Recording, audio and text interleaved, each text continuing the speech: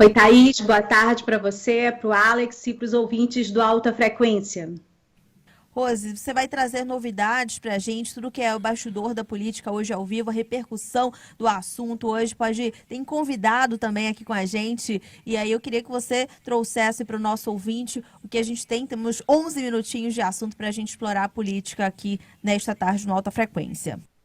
11 minutos é bastante tempo. Nós temos aqui na nossa companhia o deputado federal Bosco Saraiva, do Partido Solidariedade. E a gente vai falar da reunião que a bancada do Amazonas, do Congresso Nacional, teve hoje, com a maioria dos membros desta bancada, para tratar da reação à publicação do decreto, dos dois decretos que não excepcionalizam os produtos da Zona Franca de Manaus e que diminuiu o valor do IPI para todo o país, atingindo, portanto, a renúncia fiscal que mantém as empresas aqui no Polo Industrial de Manaus. Seja bem-vindo, deputado federal Bosco Saraiva.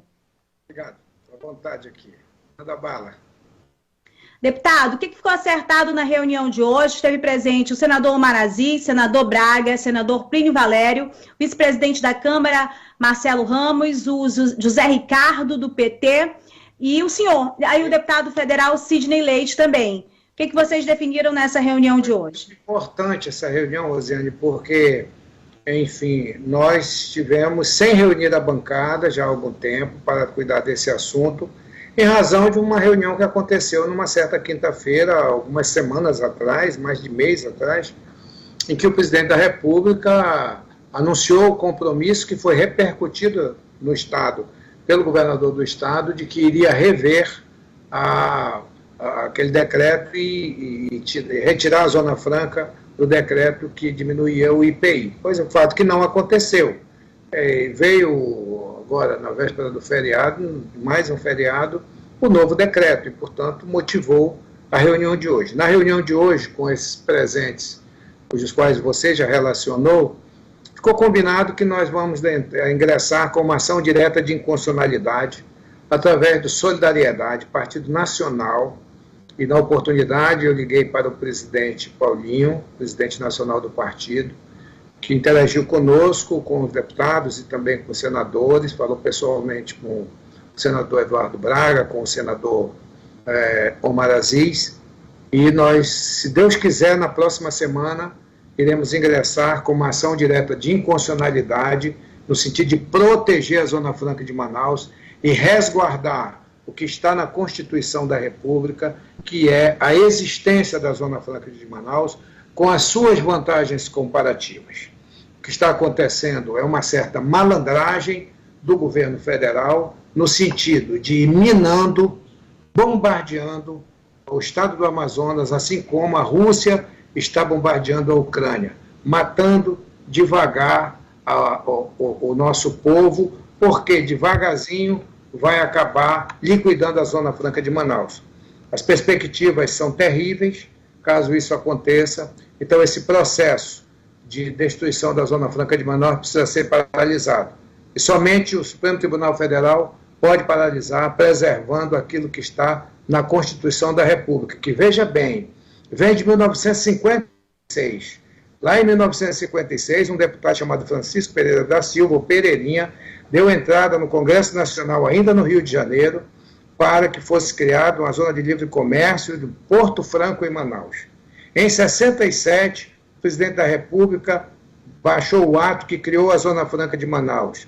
Em 68, 69, nós éramos praticamente uma Zona Franca comercial. Em 1970, começa a se instalar as fábricas no Distrito Industrial e muda a vida do estado do Amazonas.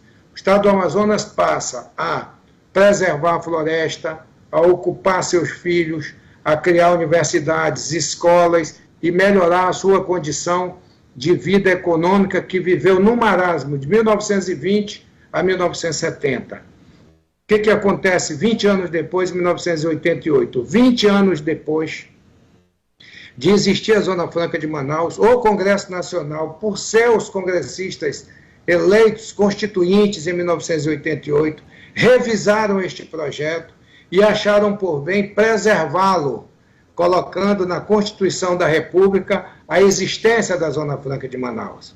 E promoveu nas disposições transitórias que ele permaneceria por mais de 2 décadas.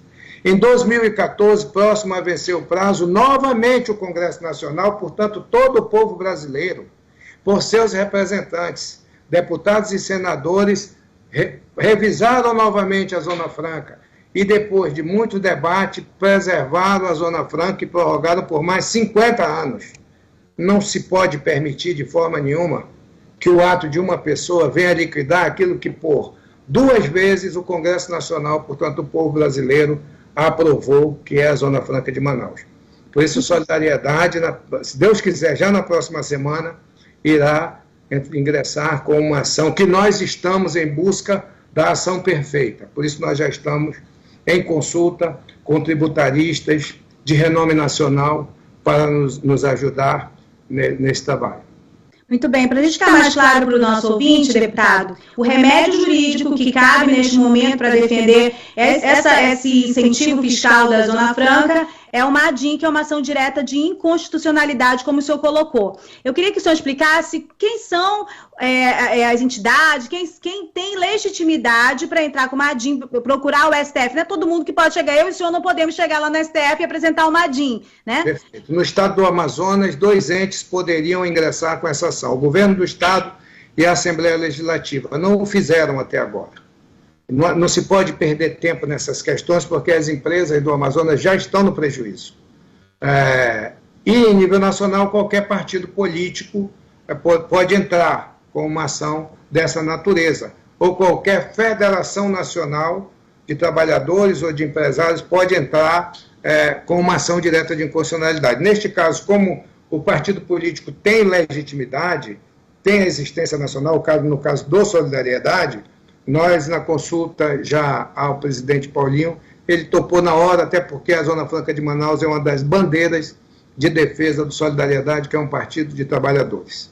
Um outro ponto a ser esclarecido é que não é todo partido que vai ter esse acolhimento com a Zona Franca de Manaus, porque muitos parlamentares que estão nos partidos, eles são do Sudeste, e que muitas vezes têm uma visão contrária aos interesses aqui da Zona Franca. A propósito... As bancadas, em via de regra, têm um posicionamento contrário àquilo que eles chamam de incentivo fiscal, quando, na verdade, o que nós temos no Amazonas não são incentivos fiscais.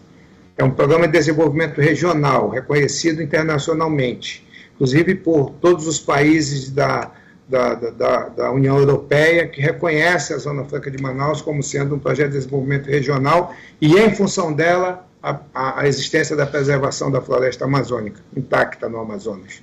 A ideia é entrar com um pedido liminar para suspender a validade desses decretos? Exatamente.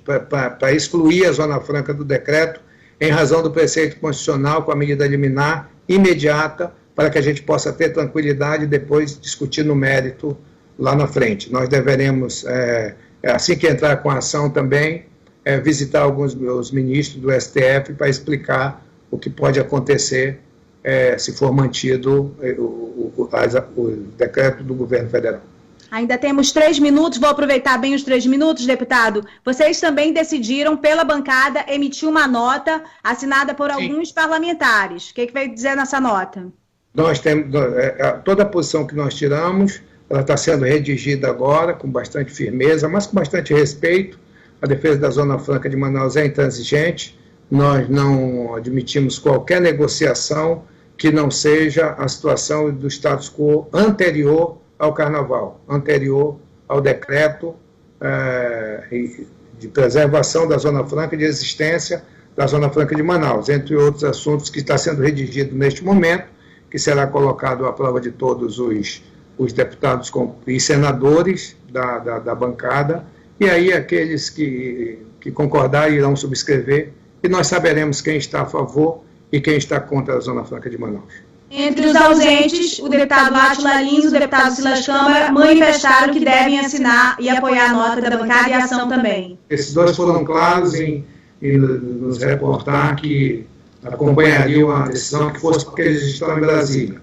E os outros dois que estavam ausentes não manifestaram ainda, pelo menos que eu saiba até o momento. Os dois ausentes que o deputado está falando é o Alberto Neto e o Pablo, que são 2 bolsonaristas. Bom, eu vou aproveitar o último minutinho para trazer uma informação, que é uma informação que eu acompanho de bastidores, mas é uma informação que era justa de ser trazida aqui, porque ataques à Zona Franca sempre ocorreram, inclusive anteriores a este governo. No início dos 3 anos iniciais desse governo, algumas questões direcionadas a setores foram postas e muitas vezes elas foram barradas na atuação dos parlamentares da bancada em comissões estratégicas. E o senhor era uma das pessoas dos parlamentares. O Omar, que estava na CAI, Comissão de Assuntos Econômicos do Senado, por 2 anos. Eu estive na Comissão de Indústria e Comércio, o deputado Átila esteve na Comissão da Amazônia, tudo como presidente. E o deputado Silas Câmara esteve na Comissão de Minas e Energia, além da presença do nosso brilhante deputado Marcelo Ramos na Comissão da Reforma da Previdência. Né? Então, nós tivemos, durante aquele biênio inicial, muita força estratégica porque as comissões podem muito na Câmara. Então, e agora nós deixamos essas posições, graças a Deus. Nós temos o presidente do Congresso Nacional, que é o vice-presidente Marcelo Ramos, e deveremos ter aí, nos próximos dias, nós estamos trabalhando para que a bancada possa ter mais força nas comissões que deverão se formar dentro dos próximos 15 dias. Muito bem, obrigada, deputado, pela entrevista. Grande abraço, fiquem com Deus.